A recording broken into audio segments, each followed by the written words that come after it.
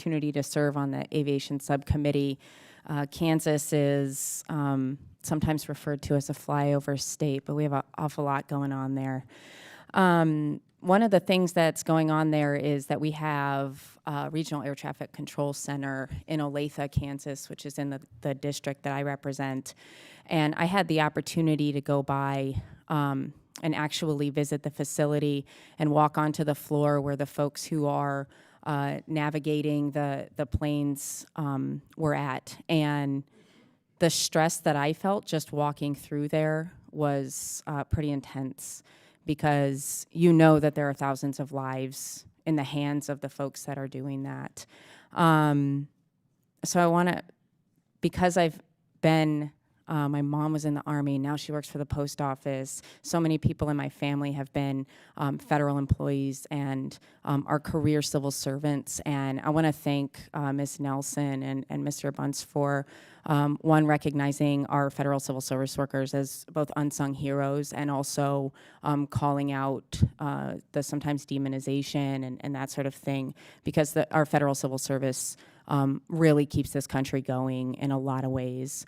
So one of the things I want to ask about is, I've heard a lot of questioning about safety, and I'd like to hear both actually from anyone who wants to respond to this, the kind of mental health of the folks who are under the stress of keeping so many of us safe while we're in the air, but also the impact that the shutdown had on sometimes it's morale, but it extends much further than that. I don't know if you've been hearing from really, I feel like every single one of you, whether it's safety, the flight attendants, the air traffic controllers. Could you speak to that a bit? Sure, I would love to. Thank you for the question. During the shutdown, and to an extent currently right now, because they're not made whole financially, it was demoralizing.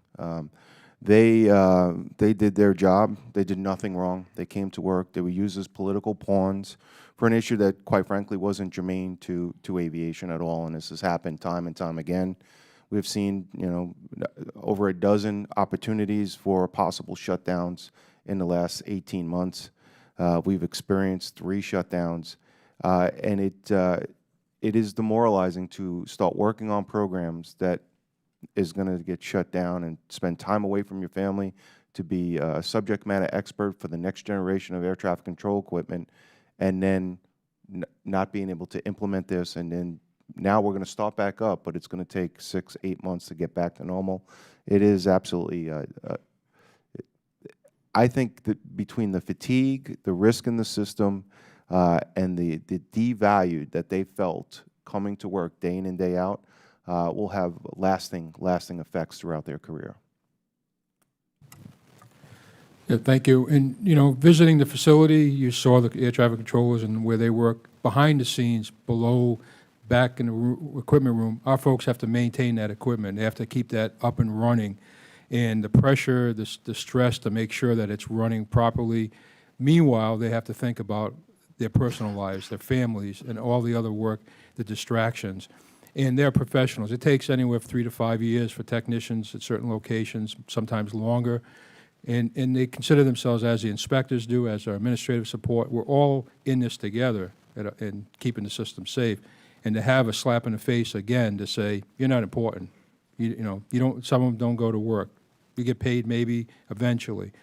Pulling savings out, pulling college out. There's some examples I have that one of the technicians said, I can't get my insulin. I'm not going to go to the doctor and get a surgery I need because I don't know how to pay for it.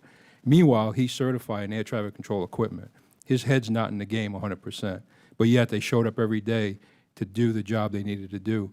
Our inspectors, unfortunately, did not. So I know the question has been asked, is the system safe? Yes, it's safe, but now the inspectors have to go back, and that pile of information that the industry sends over to the FAA for review, is there something that was missed?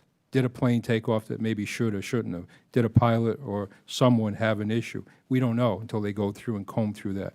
I believe, as Mr. Callio said and others, nobody's going to take off on an unsafe condition, but we don't know what we don't know. And these folks say, we want to do the job, pay us, let us do our job. And that is going to, as Paul said, reverberate in new people. We just had a meeting yesterday in Oklahoma City with trainees, and we were out there talking to those folks. They're questioning whether they want to stay in the FAA now because of that. They're questioning, will it be another shutdown? Will there be another impact? Or should they go and find another job? So, yeah, it really is a demoralizing activity. Thank you. Thank you, Representative Davids. Now I want to recognize the pride of